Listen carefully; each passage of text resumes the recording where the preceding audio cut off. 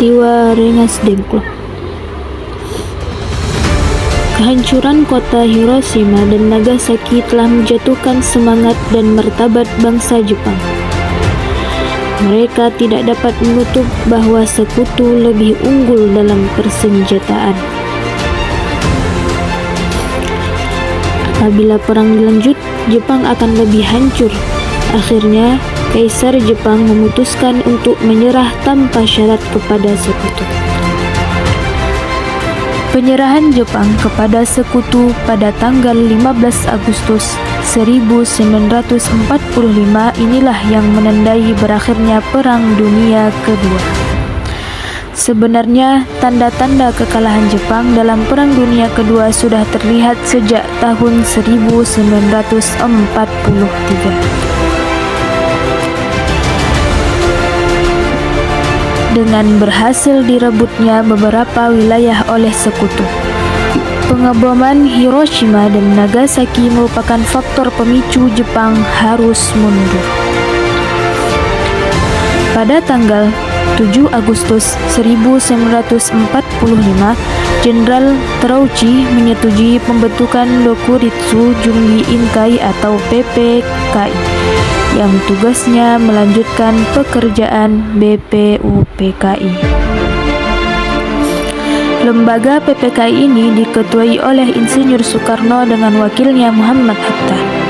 Jenderal Terauchi pada tanggal 9 Agustus 1945 memanggil Insinyur Soekarno, Muhammad Hatta, dan Rajiman Wedioningrat untuk pergi ke dalam Saigon. Dan waktu itu, Saigon adalah salah satu pusat tentara Jepang. Pada tanggal 12 Agustus 1945, di Saigon, Jenderal Terauchi mengucapkan selamat kepada Insinyur Soekarno dan Muhammad Hatta sebagai ketua dan wakil PPKI. Kemudian, Terauchi menegaskan bahwa Jepang akan menyerahkan kemerdekaan kepada Indonesia. Soekarno, Muhammad Hatta, dan Rajiman Widioningrat pulang kembali ke Jakarta pada tanggal 14 Agustus. Baru saja sampai dari Saigon, Muhammad Hatta didatangi oleh Sultan Syahrir, yaitu pada tanggal 15 Agustus 1945 kira-kira pukul 2. Sultan Syahrir mengabarkan kepada Muhammad Hatta bahwa Jepang telah menyerah kepada sekutu tanpa syarat. Kemudian menuntun Muhammad Hatta dan Insinyur Soekarno untuk memproklamasikan bangsa Indonesia. Namun, Muhammad Hatta akan membicarakan dengan Bung Karno. Oleh karena itu, Bung Hatta dan Syahrir pergi ke kediaman Bung Karno. Kemudian sampai di kediaman Bung Karno, Sultan Syahrir menyampaikan seperti apa yang disampaikan kepada Muhammad Hatta, yaitu bahwa Jepang telah menyerah dan meminta Bung Karno dan Muhammad Hatta untuk segera memproklamasikan bangsa Indonesia mencapai kemerdekaannya. Bung Karno pun belum bisa menanggapi karena akan dibicarakan dengan Panitia Persiapan Kemerdekaan Indonesia atau PPKI terlebih dahulu. Silang pendapat antara golongan tua yang diwakili oleh Insinyur Soekarno dan Muhammad Hatta setelah PPKI, golongan muda yang diwakili Wikana dan kawan-kawan pun terjadi. Sebagai pemimpin yang demokratis dan bertanggung jawab, Insinyur Soekarno dan Muhammad Hatta berpendapat bahwa untuk memproklamasikan kemerdekaan Indonesia perlu dibicarakan dengan PPKI agar tidak menyimpang dari ketentuan. Akan tetapi, para pemuda berpendapat bahwa proklamasi kemerdekaan Indonesia harus dilaksanakan, bahwa proklamasi kemerdekaan Indonesia harus dilaksanakan oleh kekuatan bangsa sendiri, bukan PPKI. Menurut para pemuda, PPKI adalah buatan Jepang. Pemuda berharap kemerdekaan yang dilakukan adalah kemerdekaan yang dilakukan oleh bangsa sendiri, bukan karena jasa Jepang.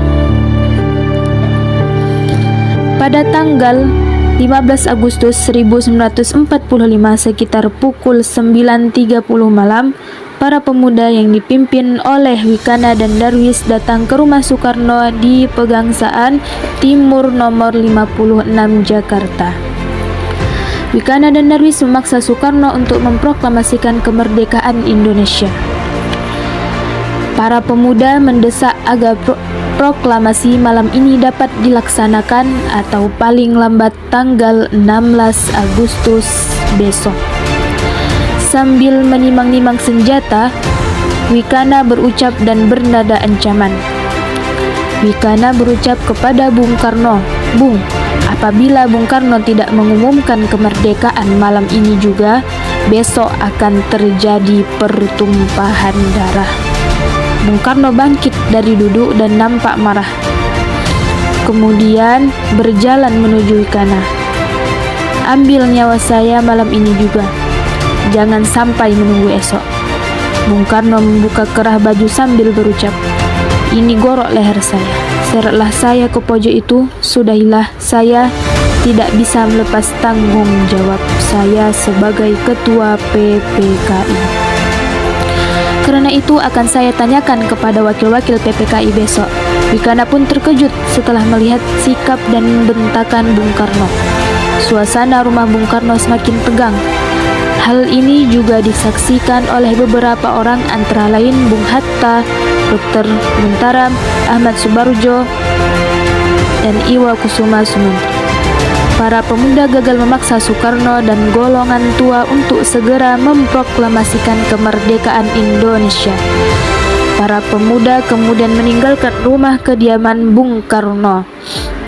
Bung Karno kemudian meminta Bung Hatta untuk mengundang para anggota PPKI pada pagi tanggal 16 Agustus 1945 untuk rapat membahas keadaan terakhir Indonesia dan persiapan untuk kemerdekaan Indonesia. Para pemuda malam itu sekitar pukul 12 malam dini hari 15 Agustus mengadakan pertemuan di Jalan Cikini 71 Jakarta. Para pemuda yang hadir antara lain Sukarni, Wikana, Yusuf Kunto, Khairul Saleh, dan Sunanto Singgih. Mereka sepakat untuk membawa Soekarno dan Muhammad Hatta keluar kota. Tujuannya agar kedua tokoh ini jauh dari pengaruh Jepang dan bersedia memproklamasikan kemerdekaan Indonesia. Para pemuda juga sepakat menunjuk Subanto Singgih untuk memimpin pelaksanaan rencana ini. Singgih disertai pemuda dan penembak mahir Sutrisno bersama Sukarni, Wikana, dan Dr. Muhajir menuju ke rumah Muhammad Hatta. Ingin secara singkat meminta Muhammad Hatta untuk ikut keluar kota. Muhammad Hatta menuruti kehendak para pemuda itu. Rombongan kemudian menuju rumah Soekarno. Tiba di rumah Soekarno, keluarga Soekarno baru saja makan sahur. Setelah permisi, Singgih masuk rumah dan meminta agar Soekarno ikut pergi keluar kota. Saat itu juga Soekarno setuju, asal Fatmawati Guntur waktu itu berusia sekitar 8 bulan dan Muhammad Hatta ikut serta. Pemuda pun mengiyakan permintaan Soekarno. Pada tanggal 16 Agustus sekitar pukul 4 dini hari, rombongan Soekarno, Muhammad Hatta, dan para pemuda menuju ke arah timur. Pemuda tetap merahasiakan kemana tujuan rombongan Soekarno ini mau dibawa. Ternyata rombongan ini dibawa ke Rengas Dengklok. Dipilihnya daerah kewedanan Rengas Dengklok, yaitu daerah terpencil 15 km dari Gedung Gede Karawang. Selain itu juga ada hubungan baik antara Raidan Tirta dan Purwakarta dan Daidan Jakarta, sehingga dari segi keamanan terjamin. Pagi hari rombongan Soekarno sampai di Rengas Dengklok. Mereka diterima oleh Sudanko Subono dan Alvan. Sehari di Rengas Dengklok, para pemuda ternyata gagal memaksa Soekarno untuk menyatakan kemerdekaan Indonesia lepas dari campur tangan Jepang. Namun ada gelagat yang ditangkap oleh Singgih bahwa Soekarno bersedia memproklamasikan kemerdekaan Indonesia kalau sudah kembali ke Jakarta. Jakarta berada dalam keadaan tegang karena tanggal 16 Agustus 1945 seharusnya diadakan pertemuan PPKI, tetapi Soekarno dan Muhammad Hatta tidak ada di tempat. Ahmad Subarjo segera mencari kedua tokoh tersebut. Akhirnya setelah terjadi kesepakatan tunjukkan dan diantarkan oleh Yusuf Kunto. Ahmad Soebardjo tiba di Rengas Dengklok pukul 7.30 untuk menjemput Soekarno dan rombongan.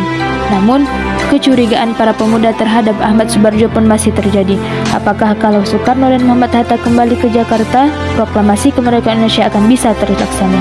Terjadilah dialog antara Subono dan selaku Komandan Hektar Rengas Dengklok dengan Ahmad Soebardjo. Subono berkata kepada Soebardjo, "Apa proklamasi dapat dilakukan sebelum tengah malam nanti?"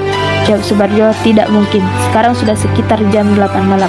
Kami masih terus kembali ke Jakarta lalu mengundang anggota Badan Persiapan Kemerdekaan untuk rapat kilat. Itu minta banyak waktu. Kami khawatir harus bekerja semalam suntuk untuk menyelesaikannya." Subono bertanya kembali, "Bagaimana kalau jam 6 besok pagi?" Jawab Soebardjo, "Saya akan berusaha sekuat tenaga agar dapat selesai jam 6 pagi, tetapi sekitar setengah hari besok pasti sudah beres. Kalau tidak bagaimana?" Subono meyakinkan. Soebardjo menjawab, "Mayor, kalau semua gagal besok siang tanggal 17 Agustus jam 12 belum terjadi proklamasi, jaminannya adalah saya. Sayalah akan bertanggung jawab. Tembak matilah saya." Dengan jaminan itu, maka Subono mewakili para pemuda mengizinkan Soebardjo untuk bertemu dengan membawa pulang Insinyur Soekarno dan Dr. Andes Muhammad Hatta serta rombongan kembali ke Jepang. Dan petang itu juga Soekarno dan rombongan kembali ke Jakarta.